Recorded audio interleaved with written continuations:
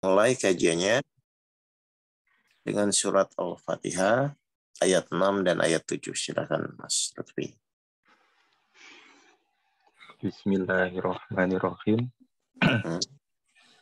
Al-Fatihah ayat 6. Ya. Tunjukilah kami jalan yang lurus, yaitu Terus. jalan orang-orang yang telah Engkau beri nikmat kepadanya, bukan jalan mereka yang dimurkai dan bukan pula jalan mereka yang sesat. Oke, jadi di sini di surat Al-Fatihah ini ternyata kalau disimpulkan, kemarin saya diskusi dengan Pak Guru bahwa manusia itu hanya diberikan pilihan itu dua. Satu, jalan yang lurus, yaitu misalnya memang jalan yang mengikuti apa yang Allah perintahkan. Yang satu lagi adalah kalau tidak lurus berarti belok atau tersesat, kan begitu ya Mas ya? Ya, betul. Sekarang pertanyaannya gini Mas Lutfi, kalau cirinya orang misalnya di jalan sesat itu apa? Ciri orang yang di jalan yang sesat, bingung, pusing. Atau misalnya gini lah, Mas Lutfi misalnya pergi di suatu kota, terus keliling, terus pas Lutfi nggak tahu jalannya, kira-kira jadi apa?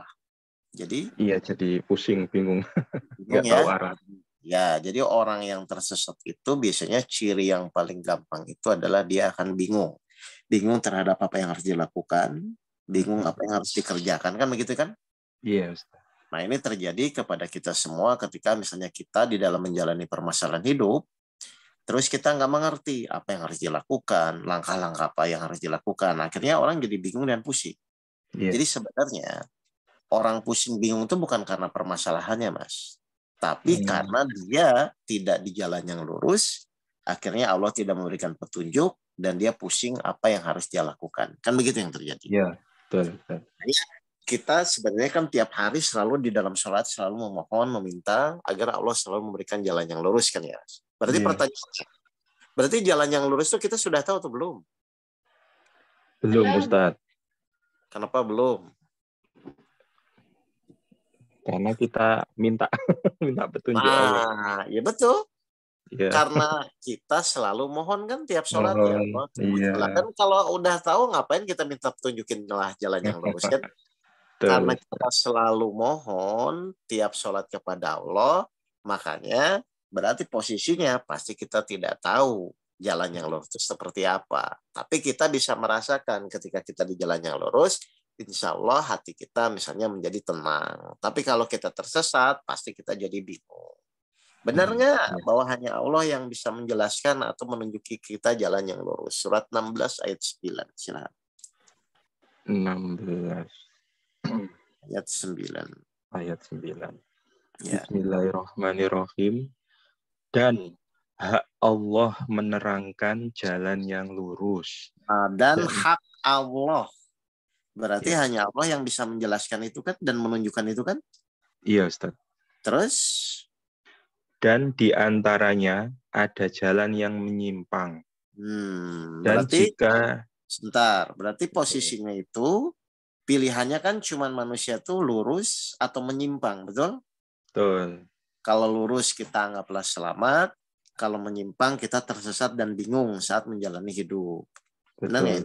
Dan hak Allah lah yang akan memilih siapa hamba-hambanya yang memang layak di jalan yang lurus atau tidak. Kan begitu ya? Ya. Terus? Dan jika dia menghendaki, tentu dia memberi petunjuk kamu semua ke jalan yang benar. Nah, paham ya, Bapak Ibu ya? Jadi intinya ternyata memang hanya Allah lah yang tahu bahwa dan hanya Allah lah yang punya hak untuk menjelaskan kepada kita semua agar benar-benar kita di jalan yang lurus. Nah, sekarang pertanyaan saya, syarat mutlak Mas, kita di jalan yang lurus itu apa syaratnya? Kan pasti ada syaratnya ya, ketika Allah menginginkan atau akan memberikan petunjuk kita di jalan yang lurus itu, syaratnya apa? Syarat mutlaknya? Mengikuti Ustadz atau yakin? Enggak, syaratnya. Betul mengikuti. Coba surat 4 ayat 125, silakan. Oh iya. Kan harus ada syaratnya bahwa kita tuh memang benar-benar apa? Iya. Tulus ikhlas kalau nggak salah. Ya, coba silakan. Surat 4. Bismillahirrahmanirrahim. Mm, 125. mm, Oh ya. Dan siapakah yang lebih baik agamanya daripada orang yang dengan ikhlas berserah diri kepada Allah, sedang dia mengerjakan kebaikan dan mengikuti agama Ibrahim yang lurus, Baik. dan Tapi Allah telah memilih Ibrahim menjadi kesayangannya. baik. Jadi dasarnya apa, Mas? Syarat kita harus di jalan yang lurus itu? Ikhlas, Ustadz, berserah diri. Ikhlas dan berserah diri terhadap apapun yang Allah tetapkan atau takdir Allah yang Allah tetapkan. Kan begitu ya? Ya, Jadi kata Ustadz. kuncinya ternyata untuk kita hidup tenang dan bahagia itu letak posisinya adalah di proses. Ya. Sehingga apapun yang terjadi ke depan, kita mau misalnya keputusan nanti apapun itu, sebenarnya itu bukan tujuan utama. Tujuan utama itu saat menjalani suatu ujian apapun yang Allah berikan, kita itu di jalan yang lurus atau tidak. Karena ketika Bapak Ibu berada di jalan yang lurus, maka pasti Allah berikan anugerah nikmat atau kebahagiaan. Kan begitu ya? Dan syarat mutlaknya adalah ternyata memang kita harus ikhlas melakukan apapun yang tujuannya hanya menjalankan perintah Allah. Sesuai di surat 17 ayat 9. 17 ayat 9. Ya. Bismillahirrahmanirrahim. Sungguh, Al-Quran ini memberi petunjuk ke jalan yang paling lurus dan memberi kabar gembira kepada orang mukmin yang mengerjakan kebajikan, bahwa mereka akan mendapat pahala yang besar. Oke, jelas ya Bapak Ibu ya. Jadi intinya ternyata silahkan Bapak Ibu memilih. Kalau masalah kan nggak bisa ditolak ya. Suka nggak suka setiap orang akan diuji. Tapi kata kuncinya silahkan Bapak Ibu memilih. Di dalam menjalani hidup ini. Bapak Ibu mau di jalan yang lurus boleh, mau di jalan yang sesat atau mengikuti hawa nafsunya juga boleh. Tapi maha baiknya Allah memberikan sinyal. Allah memberikan rasa, kok saya begini ya, kok saya bingung ya. Nah pokoknya sudah kalau pada titik bingung, itu pasti Bapak Ibu sudah harus meluruskan diri, meluruskan niat, dan meluruskan ikhtiarnya, lalu ikuti aturan-aturan di dalam Al-Quran. Sehingga dari kondisi bingung, lurus lagi. Dari kondisi bingung, lurus lagi. Akan terus begitu. Tidak ikhlas, belok lagi. Ikhlas, lurus lagi. Jadi sinyalnya tuh di situ. Makanya kan di surat 51-56 jelas ya Al-Zariyat itu, dan aku tidak menciptakan jin dan manusia hanya untuk mengabdi beribadah kepada Allah.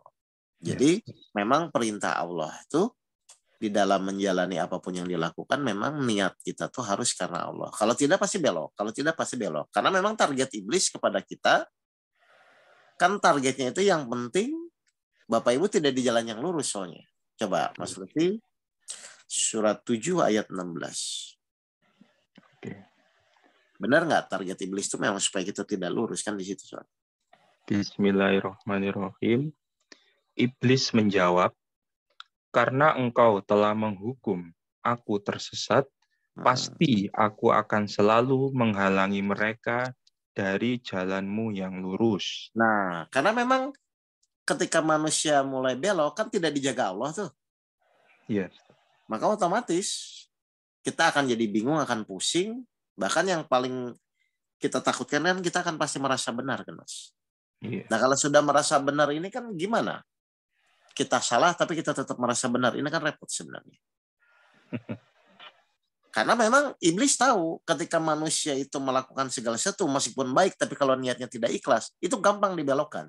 Tapi ketika memang orang itu terus tetap di jalan yang lurus, kan Allah jaga. Dan memang hanya Allah yang bisa menjaga kita supaya kita berada di jalan yang lurus kan. Yes. Makanya kita tiap hari mohon kepada Allah, ya Allah tunjukilah kami jalan yang lurus, tunjukilah kami jalan yang lurus. Itu kan maksudnya itu supaya kita benar-benar selalu dijaga Allah di dalam sikap dari awal ujian sampai akhir itu dibimbing oleh Allah.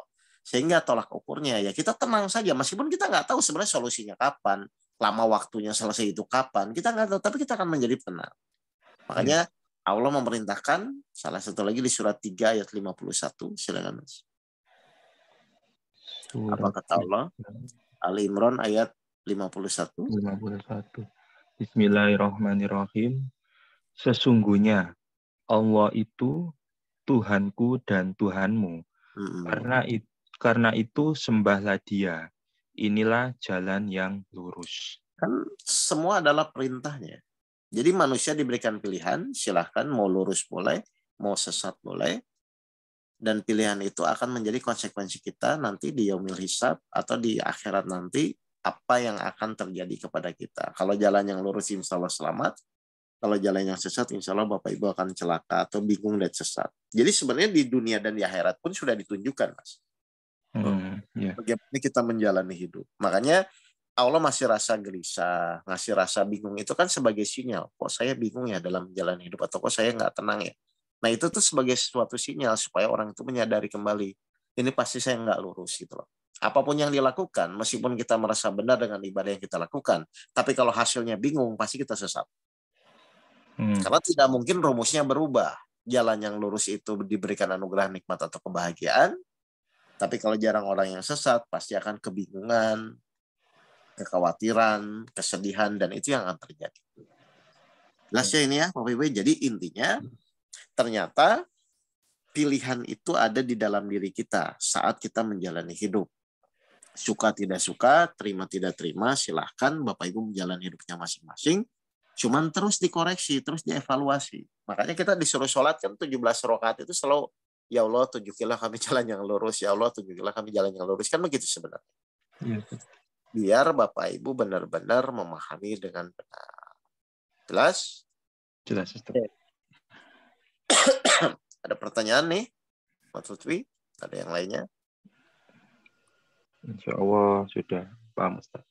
Oke, kalau gitu intinya itu dulu.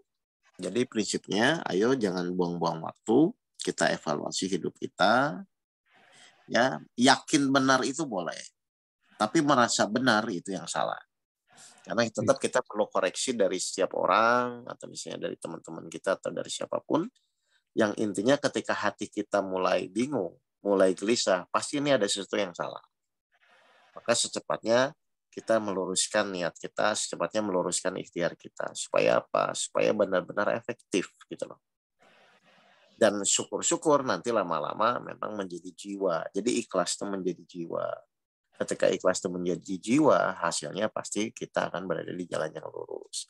Kalau sudah di jalan yang lurus, insya Allah bahagia menjalani kehidupan. Padahal setiap permasalahan itu pasti akan selalu datang ya.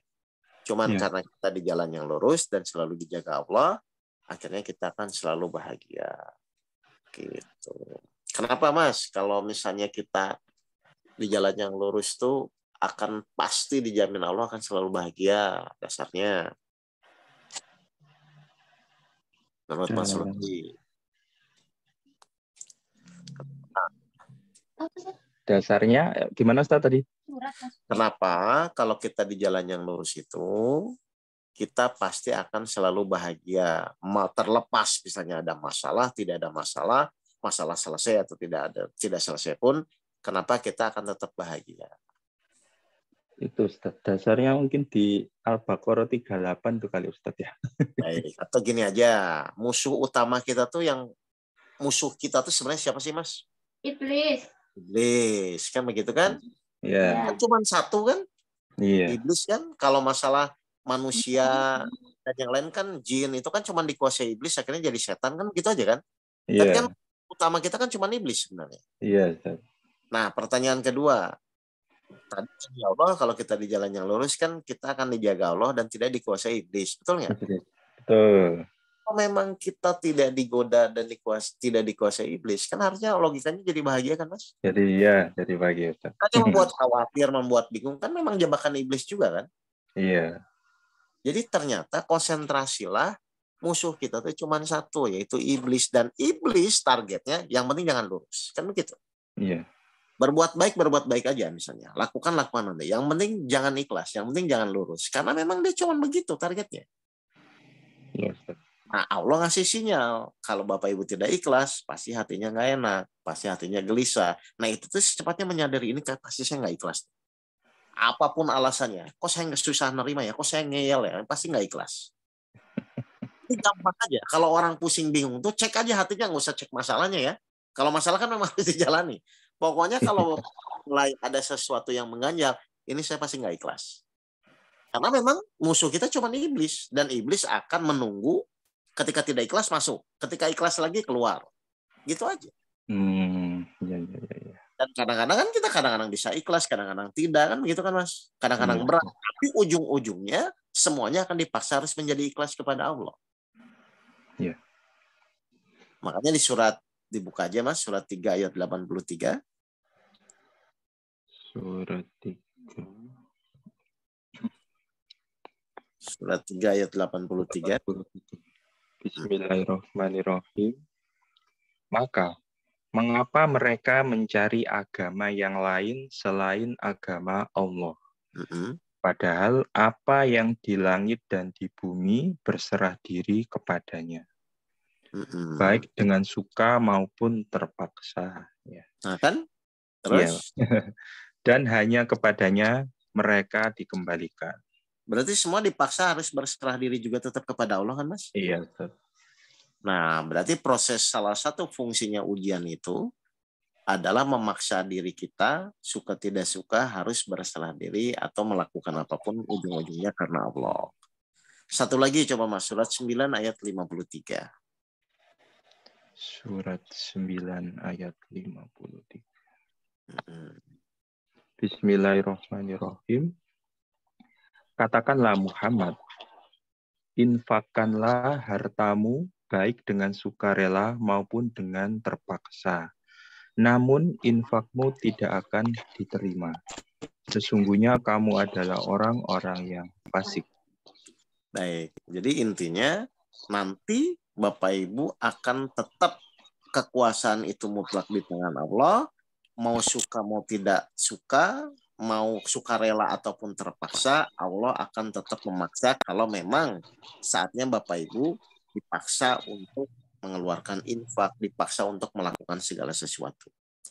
Jelas ya Bapak Ibu ya? Jadi daripada dipaksa, kalau dipaksa kan nggak dapat pahala juga ya.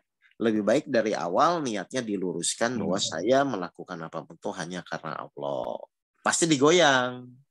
Kayak kemarin saya diskusi itu dengan Pak Guru itu, nanti jalan lagi, goyang lagi, jalan lagi, goyang lagi. Ya begitu terus, saling mengingatkan aja terus menerus. Karena suka nggak suka kan begitu.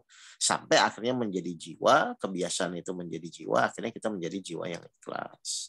Kalau sudah begitu, sudah kita akan diberikan ketenangan, kebahagiaan dalam situasi dan kondisi apapun itu. Jelas, Bapak Ibu sekalian? Baik, kalau jelas, itu dulu kajiannya. Seperti biasa nanti rekamannya saya share. Terima kasih, mari kita tutup. Ya, alhamdulillah bersama-sama. Alhamdulillah. Ya, assalamualaikum warahmatullahi wabarakatuh. Waalaikumsalam.